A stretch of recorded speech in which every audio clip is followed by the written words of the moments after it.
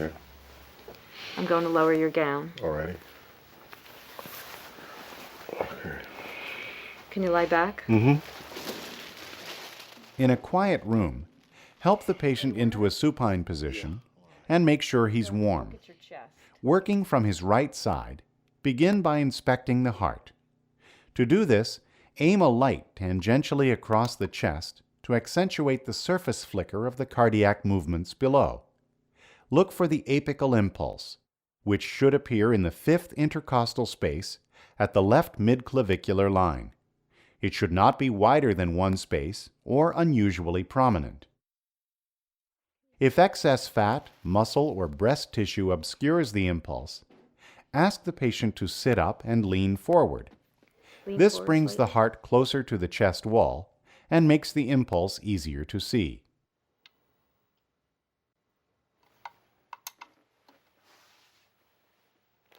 Now I'm going to feel your heart movements with my To hand. palpate the precordium, use a light touch and a methodical approach. First, place your warmed hand at the apex. Feel for the apical impulse. If palpable, it should lie at the left midclavicular line.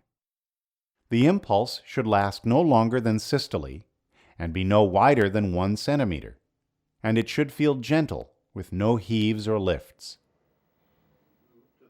Next, move to the left sternal border, feeling for a displaced or widened impulse or other abnormalities.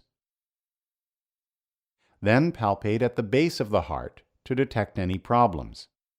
Fine rushing vibrations, called thrills, may be felt at this site. During palpation, determine the point of maximal impulse, which is where the apical impulse is strongest. With your fingers on that point, Turn your head to the left, please. use your other hand to palpate the carotid pulse, which should be synchronous with the apical impulse. If chest x-rays aren't available, Now, Mr. Parker, I'm use going to tap on your percussion chest to and make a estimate rough the outline heart's of the size. heart. To begin, tap from the left anterior axillary line toward the sternum, moving along each intercostal space.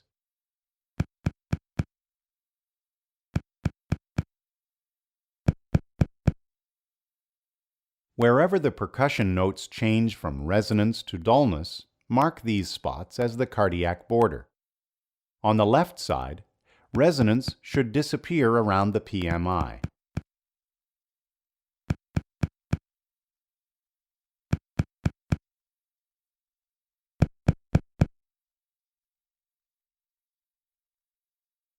Then percuss along the intercostal spaces from the right midclavicular line toward the sternum. Listen again for the change from resonance to dullness, which usually occurs at the right sternal border.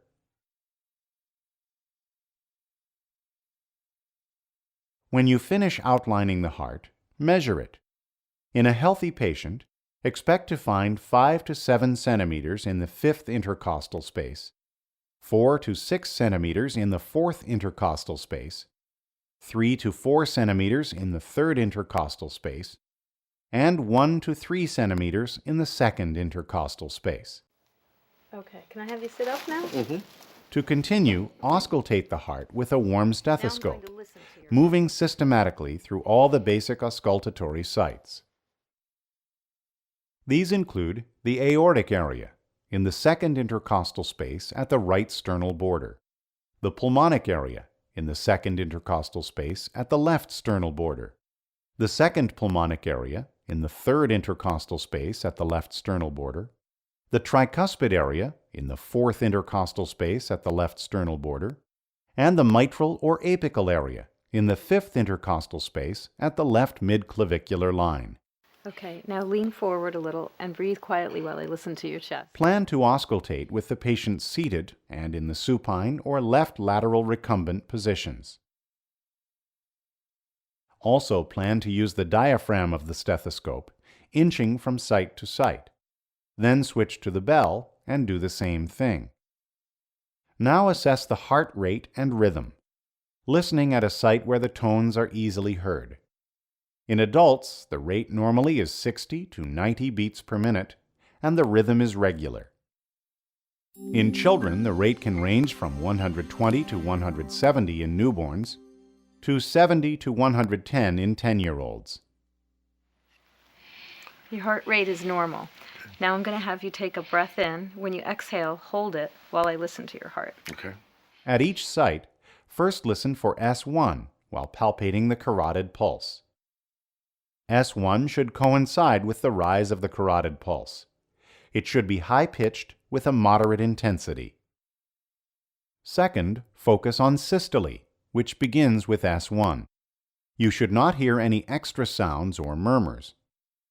Third, concentrate on diastole, which should last longer than systole and also should have no extra sounds or murmurs. And fourth, listen for S2. Take a deep breath in and hold it. It should be high-pitched and may split during inspiration, which may be normal or pathologic. Exhale and breathe normally. When listening to heart sounds, characterize them by pitch, intensity, duration, and timing in the cardiac cycle. Analyze the 4 basic heart sounds carefully. S1 and S2 always occur and are Now the most exhale and distinct. hold it. S3 and S4 may also be heard and can be normal to the or left. pathologic.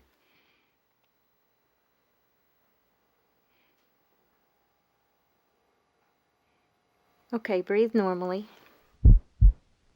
S1, which results from closure of the mitral and tricuspid valves, marks the start of systole.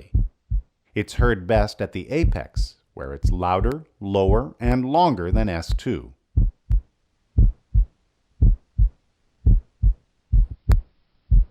S2 is caused by closure of the aortic and pulmonic valves and signals the start of diastole. At the base of the heart, S2 is louder than S1. At all auscultatory sites, it's higher and shorter than S1. Note any splitting of S1 or S2. Because the synchronized closure of 2 valves causes each sound, closure that's out of sync can break the sound into 2. Although a split S1 is uncommon, it's most often heard at the tricuspid area, with the sound breaking into mitral and tricuspid components. Because S2 is affected by respiration, listen at the base for it to split into aortic and pulmonic components during inspiration. With expiration, expect a physiologic split sound to merge back into one. Splitting is relatively difficult to hear in older patients, possibly because aging tends to increase the antero-posterior diameter of the chest. Be especially alert for S3 and S4, which are heard best at the apex. Okay, now squeeze my hand firmly. To make these quiet sounds more noticeable, have the patient grip your hand Good. or Now raise squeeze his again legs. A few more times firmly. S3 occurs when blood filling the ventricles makes their walls vibrate early in diastole. Because this low-pitched sound happens right after S2, it produces a galloping rhythm, as in the word Kentucky.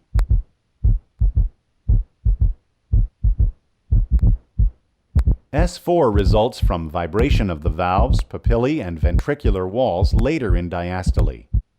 Because this low-pitched sound occurs just before S1, it produces a galloping rhythm, as in the word Tennessee.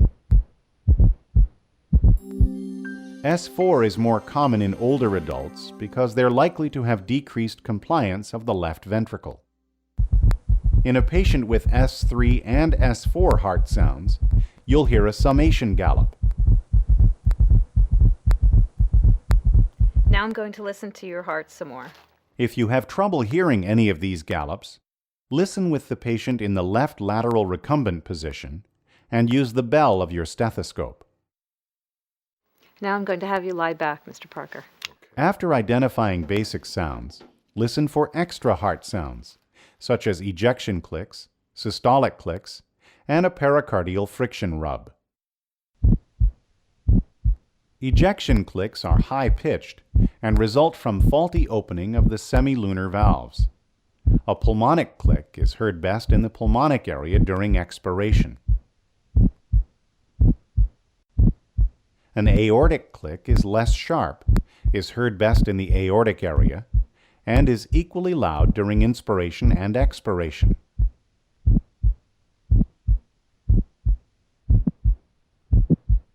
Mid to late systolic clicks typically are caused by mitral valve prolapse. They're heard best at the apex and are accentuated by inspiration.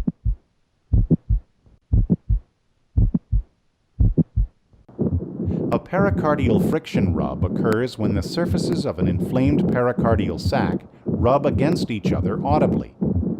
A rub is most distinct at the apex, but may be heard widely.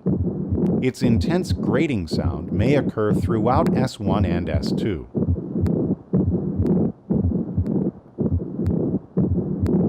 Please turn onto your left side. Finally, auscultate for murmurs, which are relatively long sounds often caused by the backward flow of blood. As with any heart sound, if you detect a murmur, note its timing and duration. For example, a systolic murmur may occur during part or all of systole.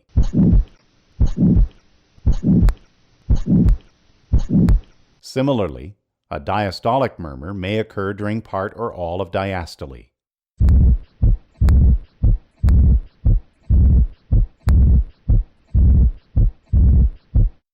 Also determine the murmur's pitch, which may be high, medium, or low.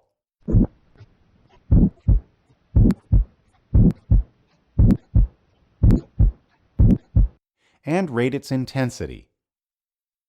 A grade 1 murmur is barely audible.